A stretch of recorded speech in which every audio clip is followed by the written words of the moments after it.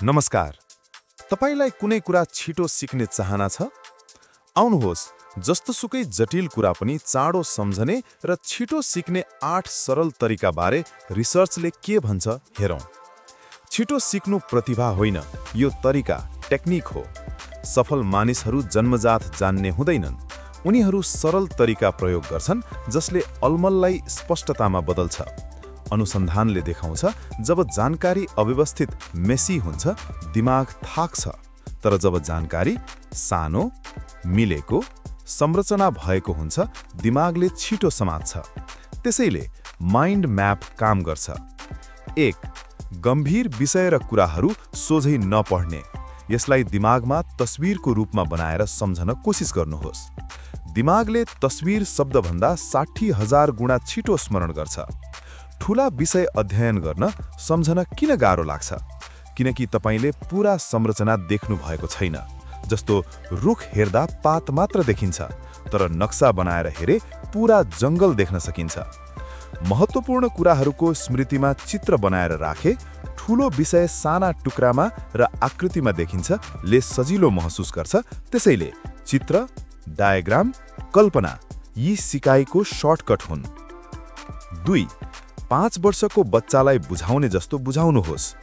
यदि तपाईं कुनै कुरा 5 वर्षको बच्चालाई बुझाउन सक्नुहुन्न भने तपाईले अझै बुझ्नु भएको छैन। अप्ठ्यारा शब्द हटाउनुहोस्, फ्यान्सी शब्द काटिदिनुहोस्। यस्ता शब्द नै अलमल लुकाउने पर्दा हुन्। सरल बनाउनुहोस्, अझ सरल, अझै सरल। अनावश्यक शब्दजाल हटाउनुहोस्। सम्झनुपर्ने कुरालाई कहानी र उदाहरण प्रयोग गर्नुहोस्। दिमागलाई कहानी मन पर्छ। जब तपाईं तथ्य मात्र सुन्नुहुन्छ, दिमागको एउटा भाग मात्र चल्छ। तर जब कहानी सुन्नुहुन्छ, भावना, सम्झना, कल्पना सबै भाग एकैचोटि चल्छ। त्यसैले कथा, कहानी र अनौठो खालका कुरासँग सम्झनुपर्ने कुरालाई जोडेमा सजिलै सम्झिन सकिन्छ। किन, किन, किन? यो प्रश्नले ज्ञानको जरामा पुर्याउँछ। 6. किताब बन्द गरेर सम्झनुहोस्। सबैभन्दा रोचक तथ्य, रिसर्च भन्छ, बारम्बार पढ्नुभन्दा आफै सम्झने प्रयास गर्नु 2 गुणा प्रभावकारी हुन्छ। यसलाई भनिन्छ एक्टिभ रिकल। किताब बन्द गर्नुहोस्, आफैलाई सिकाउनुहोस्। मैले के सम्झन्छु? लेख्नुहोस्, बोल्नुहोस्, बुझाउनुहोस्।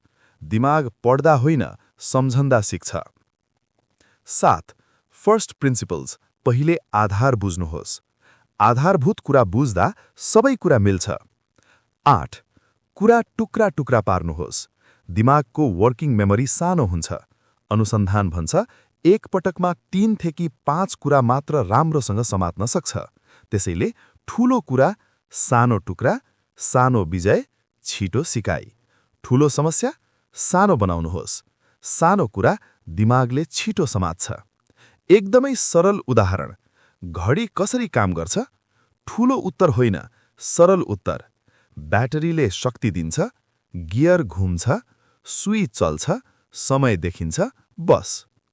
अन्त्यमा छिटो सिक्नु जिन होइन, भाग्य होइन, यो हो सरल बनाउने, प्रश्न गर्ने, कल्पना गर्ने, सम्झने, टुक्रा पार्ने।